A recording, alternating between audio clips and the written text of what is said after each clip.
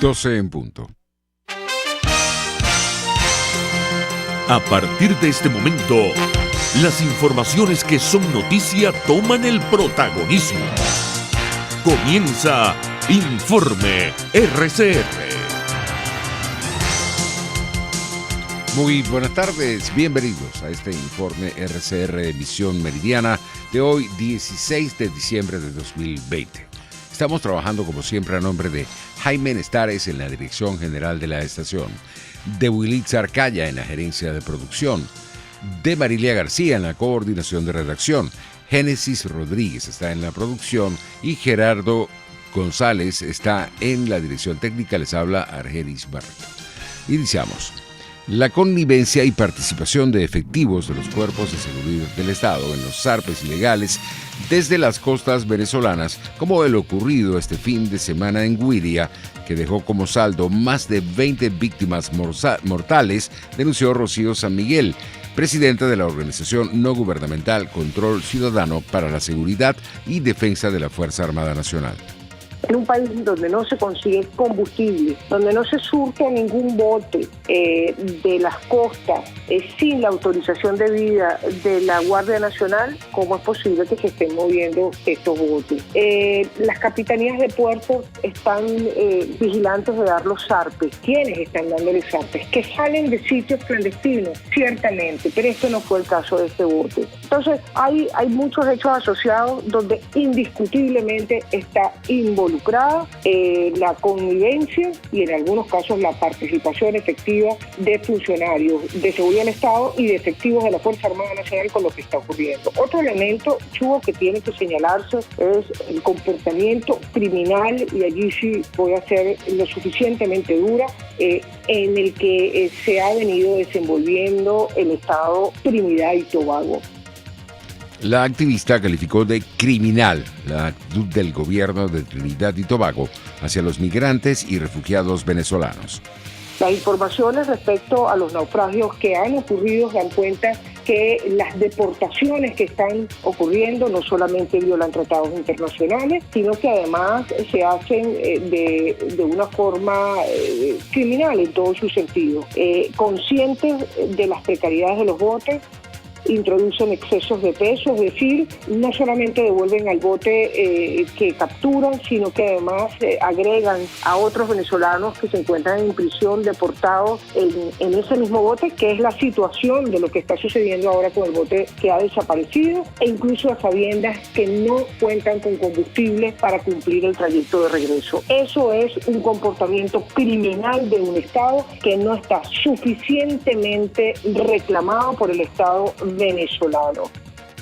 Sin el concurso de jueces y fiscales, no serían posibles las detenciones arbitrarias y los procesos judiciales contra los presos políticos de Venezuela, tal y como lo denunció el abogado y defensor del periodista Roland Carreño, Joel García. El jurista advirtió que el régimen venezolano intenta, sin éxito, dar la apariencia de que en nuestro país existe independencia en el Poder Judicial y se están investigando las violaciones de derechos humanos en nuestro país para retardar el examen preliminar que adelanta la Fiscalía de la Corte Penal Internacional por delitos de lesa humanidad en nuestro país. Ellos quieren condenar rápidamente para decirle a la Corte Penal Internacional, no, lo que pasa es que en Venezuela tenemos terroristas, en Venezuela tenemos personas que han atentado contra el Estado venezolano, pero seguramente, y así la presión internacional lo va a hacer, de que la Corte Penal Internacional, en la figura de su fiscal, necesariamente tiene que decir que en Venezuela no hay independencia judicial de los órganos jurisdiccionales, no hay independencia del Ministerio Público para investigar estos hechos, amén de que ellos están involucrados, quienes pretenden investigar están involucrados en tantas violaciones a los derechos humanos. En palabras del doctor García, las graves acusaciones contra el comunicador Roland Carreño se basan únicamente en una fuente anónima de las Fuerzas de Acciones Especiales de la Policía Nacional Bolivariana. ¿En qué se sustenta todo eso? Se sustenta única y exclusivamente en un informe de contrainteligencia que produce la FAES. Una persona anónima que dice que Roland Carreño es la persona que está encargada de ejecutar todos estos planes. No existe absolutamente más nada. Y para ellos, no sé, quizás ponerle página a la acusación, lo que hacen es colocar lo que dicen algunos juristas, lo que dicen algunos doctrinarios estudiosos del derecho sobre qué es el delito de conspiración, qué es el delito de legitimación de capitales, qué es el delito de financiamiento del terrorismo, etcétera. O sea, argumentan doctrina, pero no adecúan, no dicen cuál es la conducta que se le reprocha a Roland Peño y que encaja perfectamente en el tipo penal. A Luis Francisco Cabezas, de la organización no gubernamental Convite, lo intentan imputar de delitos vinculados al terrorismo para criminalizar los recursos que ingresa a Venezuela para la ayuda humanitaria que tienen alguna relación con la actual Asamblea Nacional, según lo denunció el coordinador general del Programa Venezolano de Educación y Acción Provea, Rafael Uzcategui.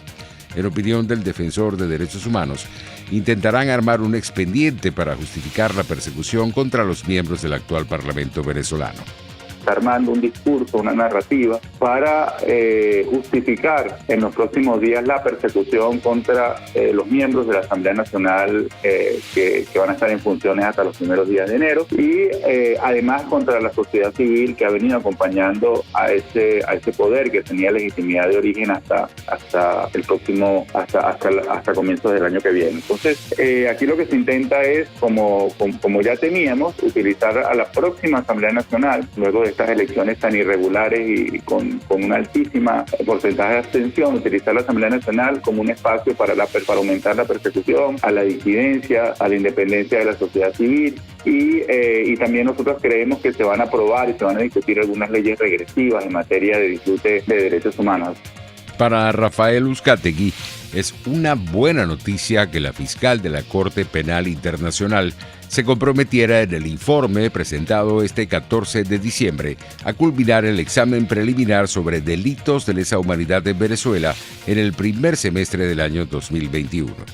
Así que para julio o agosto a más tardar deberíamos ya tener una decisión sobre nuestro país y eso es una buena noticia porque estos exámenes preliminares, debido a la cantidad de información que tienen que procesar, pueden durar muchísimo tiempo. Recordar que el de Colombia ya tiene más de 12 años, por citar un ejemplo próximo. Y en el caso de que se abriera un caso sobre nuestro país, sería un hecho histórico porque por primera vez en América Latina la Corte Penal Internacional abriría una investigación. Creo que todos los insumos, todos los documentos, informes que han emitido organizaciones nacionales e internacionales han acelerado ese procesamiento de información y es por eso que la Fiscalía se atreve a dar una fecha y nosotros tenemos por supuesto toda la esperanza, toda la expectativa y todo el énfasis puesto en que se abra un caso concreto sobre el país.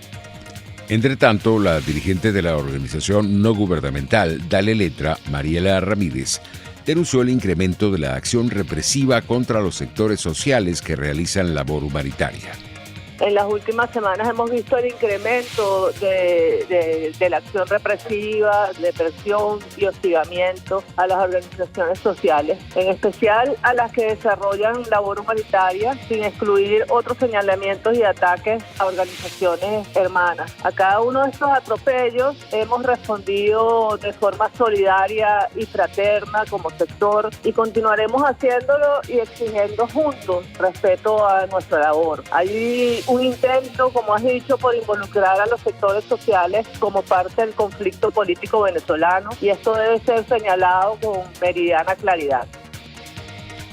Los ataques contra las organizaciones que prestan ayuda humanitaria demuestran las profundas contradicciones en el grupo que está en el poder. Es importante también señalar que estas acciones reflejan grandes contradicciones dentro del grupo en el poder, porque estas organizaciones que conforman el espacio humanitario del país y que por tanto deberían ser protegidas, han sido objeto de ataques en los últimos días. Estas organizaciones adelantan conversaciones con el Estado venezolano para la creación de una instancia de coordinación operativa humanitaria nacional con el fin de mejorar la respuesta humanitaria coordinada entre el Estado venezolano y los organismos multilaterales y la sociedad o pueblo organizado, como quieran llamarlo. Hacemos esto con el fin de salvar vidas y aliviar el sufrimiento de los venezolanos. En otras noticias tenemos que el comisionado presidencial para el Centro del Gobierno Interino, Leopoldo López, de visita en Colombia, respondió a un tuit del partido político de la Fuerza Alternativa Revolucionaria del Común, advirtiendo que en los 90 los guerrilleros de las FARC no tenían presencia en Venezuela. En cambio, hoy sí la tienen y bajo la protección de la dictadura aterrorizan al pueblo. Pero sépanlo, se les va a acabar su reino del terror y van a salir de nuestro país, escribió el fundador de Voluntad Popular en su cuenta en Twitter. Temprano, el partido FARC había recriminado al dirigente venezolano por su reunión con el expresidente colombiano Álvaro Uribe y lo habían calificado de golpista. En otras informaciones, vecinos de Santa Teresa del Tuy protestaron a las afueras del centro de acopio ubicado en este sector por la entrega irregular de perdiles con un costo de 2.500.000 bolívares, tal y como lo evidenciaron videos publicados por medios de comunicación digitales en Venezuela.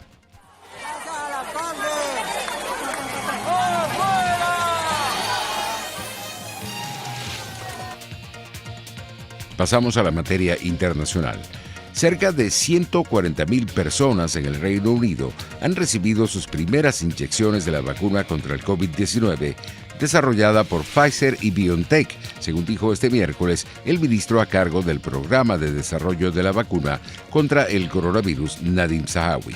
El fármaco fue aprobado para uso de emergencias hace 2 semanas y su suministro comenzó el 8 de diciembre, convirtiendo a Reino Unido en el primer país en desplegarla fuera de los ensayos clínicos. Las personas tienen que recibir 2 dosis de la vacuna, con 21 días de diferencia, por lo que nadie que haya recibido la primera dosis ha recibido ya la protección completa. Mientras, en España, el presidente del gobierno, Pedro Sánchez, expresó su entusiasmo ante la aprobación de la primera vacuna contra el COVID-19 para Europa el próximo 21 de diciembre y proyectó que 20 millones de españoles estarán inmunizados para el mes de junio de 2020. La Europea del Medicamento ha hecho pública una estimación sin duda esperanzadora: aprobar la primera de las vacunas la próxima semana, por tanto el 21 de diciembre, y la segunda el 12 de enero de 2021. Una estrategia europea de vacunación de la que el Gobierno de España forma parte, señorías, entusiasta, con el objetivo de garantizar el acceso global, equitativo, que proteja a todo el conjunto. En otras noticias, el expresidente Carlos Menem pasó la noche internado en el Sanatorio de los Arcos, luego de sufrir ayer una descompensación en su casa. Aún se espera un parte médico oficial, pero, según informó la agencia Telam, el exmandatario sufrió una infección urinaria y se encuentra en buen estado de salud. En julio pasado, Menem había recibido el alta médica tras haber estado internado en 2 ocasiones. Primero, debió permanecer durante 15 días en el Instituto del Diagnóstico y Tratamiento por una neumonía bilateral. Entre tanto, el Consejo de la Federación Rusa aprobó hoy 2 proyectos de ley que de hecho blindan de por vida a los expresidentes del país. El primero de los textos refuerza la inmunidad de los expresidentes, que solo podrán ser privados de libertad en caso de ser acusados de alta traición. Pasamos a la materia económica. Los precios del crudo subían el miércoles por la debilidad del dólar y por los progresos en el lanzamiento de vacunas contra el COVID-19, aunque las ganancias eran limitadas por un inesperado aumento de los inventarios petroleros en Estados Unidos y restricciones más estrictas por el coronavirus en Europa. La debilidad del dólar está ayudando a respaldar el precio, pero el mercado está subido a una ola de optimismo por la vacuna. Ayer hubo un fuerte avance por la inminente aprobación de una segunda vacuna del COVID-19, dijo Henry Chilingirian del BNP Paribas. Los internacionales del petróleo se mantenían estables en horas del mediodía. El WTI de referencia en Estados Unidos se ubicaba en $47.56 el barril, mientras el Brent de referencia en Europa se cotizaba en $50.71. Pasamos a la materia deportiva. La delantera venezolana Deina Castellanos continúa ampliando su cuenta goleadora con el Atlético de Madrid, que este martes 15 de diciembre derrotó 5-0 al Servette de Suiza en la vuelta de los 16avos de final de la Liga de Campeones Femenina. La artillera vinotinto se convirtió en la máxima goleadora venezolana en la competición y la primera en anotar más de una diana en la misma edición del torneo continental. En lo que va de temporada, la oriunda de Maracay acumula 7 tantos y 8 asistencias en 13 partidos disputados en todas las competiciones. Hasta aquí esta emisión meridiana de Informe RCR. Los esperamos para nuestra emisión vespertina. Que la pasen bien.